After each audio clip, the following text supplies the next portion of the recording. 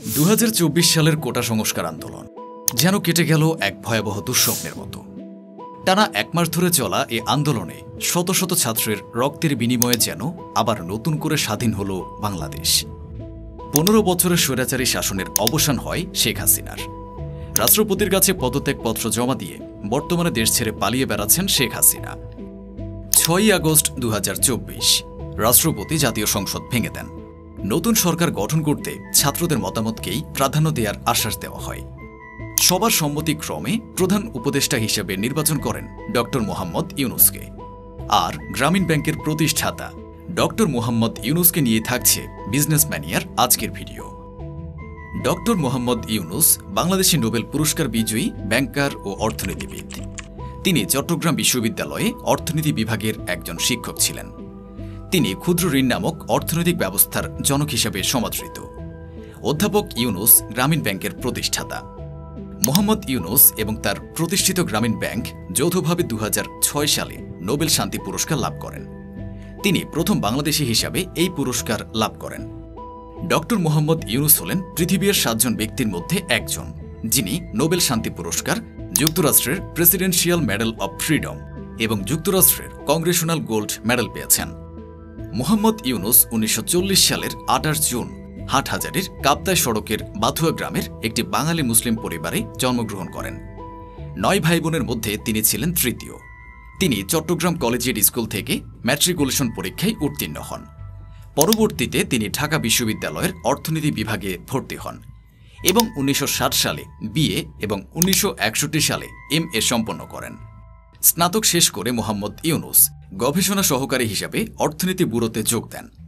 তিনি মার্কিন যুক্তরাষ্ট্রে পড়াশোনার জন্য ফুলব্রাইট স্কলারশিপ লাভ করেন।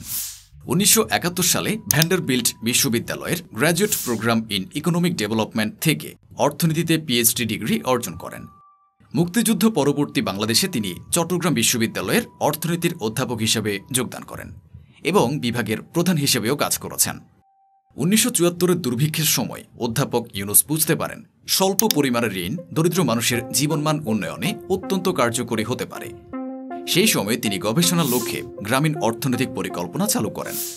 1976 সালে চট্টগ্রাম বিশ্ববিদ্যালয়ের কাছাকাছি জোবরা গ্রামের দরিদ্র পরিবারের সঙ্গে সাক্ষাৎ করার সময় ইউনূস আবিষ্কার করেন যে খুব ছোট্ট ঋণ দরিদ্র মানুষের জন্য অত্যন্ত গুরুত্বপূর্ণ পার্থক্য তৈরি করতে পারে।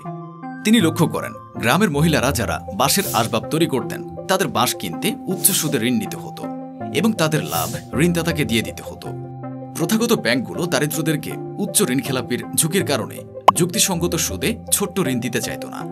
কিন্তু ইউনূস বিশ্বাস করতেন যে সুযোগ পেলে দরিদ্ররা উচ্চ সুদ পরিশোধ করতে হবে না, তাদের নিজেদের পরিশ্রমের লাভ রাখতে পারবে। সেজন্য ক্ষুদ্র ঋণ একটি কার্যকর ব্যবসায়িক মডেল হতে পারে। ইউনূস তার নিজের টাকা থেকে 27 মার্কিন ডলার ঋণ দেন গ্রামের 42 জন মহিলাকে। আর প্রতি ঋণ হতে তিনি 0.50 টাকা বা 0.02 মার্কিন ডলার লাভ করেন, যে জন্য ইউনূসকে ক্ষুদ্র ঋণের ধারণার জন্য কৃতিত্ব দেওয়া হয়। বাংলাদেশে গ্রামীণ ব্যাংকের প্রভাব ব্যাপক। 2023 সালের মধ্যে এটি 90 লাখেরও বেশি ঋণ গ্রহীতাকে ঋণ প্রদান করেছিল। সর্বশেষ প্রতিবেদন অনুযায়ী গ্রামীণ ব্যাংক প্রায় 1 কোটি ঋণ গ্রহীতাকে 3,700 কোটি ডলারেরও বেশি ঋণ বিতরণ করেছে। 2023-এর মে মাসের একটি রিপোর্টে পাওয়া যায় গ্রামীণ ব্যাংকের বিভিন্ন শাখায় প্রায় 22,000-এরও বেশি কর্মী রয়েছেন। এই কর্মচারীরা ঋণ গ্রহীতাদের সাথে ঘনিষ্ঠভাবে কাজ করে, কেবল আর্থিক পরিষেবা প্রদান করে না। গ্রামীণ ঋণের অর্থায়নে ক্ষুদ্র উদ্যোগের সাফল্য নিশ্চিত করতে ব্যবসায়িক পরামর্শ ও সহায়তা প্রদান করে। ব্যাংকটি বাংলাদেশের 2,500-টিরও বেশি শাখা পরিচালনা করে, যা দেশের সবচেয়ে প্রত্যন্ত অঞ্চলের প্রসারকে প্রসারিত করে। দারিদ্র্য বিমোচনে উদ্ভাবনী দৃষ্টিভঙ্গির জন্য গ্রামীণ ব্যাংক আন্তর্জাতিক স্বীকৃতিও অর্জন করেছে।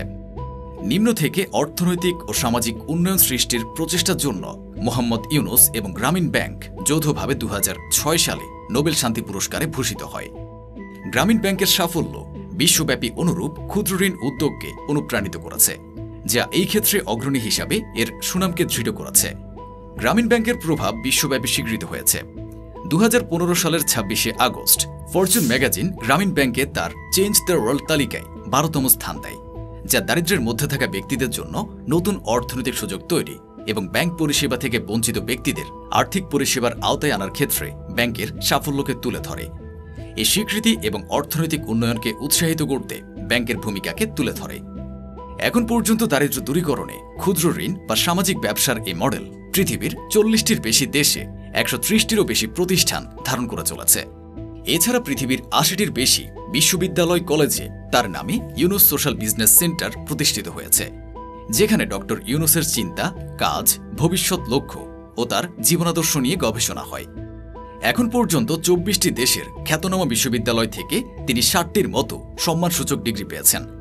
130টির বেশি সম্মাননা পেয়েছেন 30টির বেশি দেশ থেকে। কানাডা ও জাপানের মাধ্যমিক বিদ্যালয়ের পাঠ্যপুস্তকে ডক্টর ইউনুসের জীবনী অন্তর্ভুক্ত করা হয়েছে। গত কয়েক দশকে ডক্টর ইউনুস গ্রামীণ ব্যাংক, গ্রামীণ টেলিকম, গ্রামীণ কল্যাণ, গ্রামীণ ফাউন্ডেশন, গ্রামীণ ফান্ড, গ্রামীণ মৎস্য ফাউন্ডেশন, গ্রামীণ উদ্যোগ, গ্রামীণ সামগ্রী, গ্রামীণ শক্তি সহ 50টির বেশি প্রতিষ্ঠান গড়ে তুলেছেন। 1994 সালে গ্রামীণ ব্যাংক বাংলাদেশের সর্বোচ্চ সরকারি সম্মান স্বাধীনতা দিবস পুরস্কার লাভ করে। 2006 সালের 13 অক্টোবর নোবেল কমিটি মোহাম্মদ ইউনুসকে অর্থনৈতিক ও সামাজিক উন্নয়ন সৃষ্টির প্রচেষ্টার জন্য নোবেল শান্তি পুরস্কার প্রদান করে। কমিটি উল্লেখ করে যে ডক্টর ইউনুসের গ্রামীণ ব্যাংক দারিদ্র্যের বিরুদ্ধে সংগ্রামে ক্ষুদ্র ঋণকে একটি গুরুত্বপূর্ণ হাতিয়ার হিসেবে গড়ে তুলেছিল এবং বিশ্বব্যাপী অনুরূপ উদ্যোগকে অনুপ্রাণিত করেছিল। 2011 সালে শেখ হাসিনা সরকার ডক্টর ইউনুসকে গ্রামীণ ব্যাংকের প্রধান পদ থেকে সরিয়ে দেয়, এই বলে যে 73 বছর বয়সে তিনি বৈধ অবসরের বয়স 60 বছর অতিক্রম করেছেন। তার বরখাস্তের প্রতিবাদে হাজার হাজার বাংলাদেশি মানববন্ধনে আবদ্ধ হন। 2024 জানুয়ারিতে শ্রম আইন লঙ্ঘের দায়ে ইউনুসকে 6 মাসের কারাদণ্ড দেওয়া হয়। তার প্রতিষ্ঠিত একটি টেলিকম সংস্থার শ্রমিক কল্যাণ তহবিল থেকে 25 কোটি টাকা আত্মসাৎ করার অভিযোগে তাকে এবং আরও 13 জনকে জুন মাসে বাংলাদেশের একটি আদালত অভিযুক্ত করে। যদিও কোনো মামলায় তাকে জেলে যেতে হয়নি, তবুও দুর্নীতি ও অন্যান্য অভিযোগে 100টিরও বেশি মামলার মুখোমুখি হয়েছেন ইউনুস। 104 জন নোবেল বিজয়ী এবং 79 জন বৈশ্বিক ব্যক্তিত্বের একটি চিঠিতে নোবেল বিজয়ী অধ্যাপক মোহাম্মদ ইউনুসের নিরাপত্তা ও স্বাধীনতা নিয়ে উদ্বেগ প্রকাশ করা হয়। নোবেলজয়ী নির্বাচনী কর্মকর্তা ও সুশীল সমাজের নেতৃবৃন্দের লেখা এই চিঠিতে বাংলাদেশের গণতন্ত্র ও মানবাধিকারের হুমকির বিষয়ে উদ্বেগ প্রকাশ করা হয়। চিঠিতে অধ্যাপক ইউনুসের বিরুদ্ধে বিচার বিভাগীয় কার্যক্রম স্থগিত এবং নিরপেক্ষ বিচারকদের একটি প্যানেলের দ্বারা অভিযোগের পর্যালোচনা করার আহ্বান জানানো হয়। পাশাপাশি ডক্টর ইউনুস নিজেও এগুলোর সঙ্গে জড়িত থাকার কথা অস্বীকার করেছেন এবং এক সাক্ষাৎকারে তিনি বলেন, অভিযোগগুলি অত্যন্ত তুচ্ছ, বানানো গল্প। পরিশেষে ব্যাপক বিক্ষোভ ও অস্থিরতার মধ্যে প্রাক্তন প্রধানমন্ত্রী শেখ হাসিনা পদত্যাগ ও পালিয়ে যাওয়ার পর নোবেলজয়ী মোহাম্মদ ইউনুস বাংলাদেশের অন্তর্বর্তীকালীন সরকারের নেতৃত্ব দিতে চলেছেন। শেখ হাসিনা সরকারের আমলে দুর্নীতির অভিযোগের সম্মুখীন হওয়া ইউনুস এটিকে দেশের গণতান্ত্রিক নবায়নের জন্য একটি গুরুত্বপূর্ণ সুযোগ হিসেবে দেখেন। অন্তর্বর্তীকালীন সরকারের লক্ষ্য হল জাতিকে স্থিতিশীল করা এবং নতুন নির্বাচনের জন্য প্রস্তুতি নেওয়া।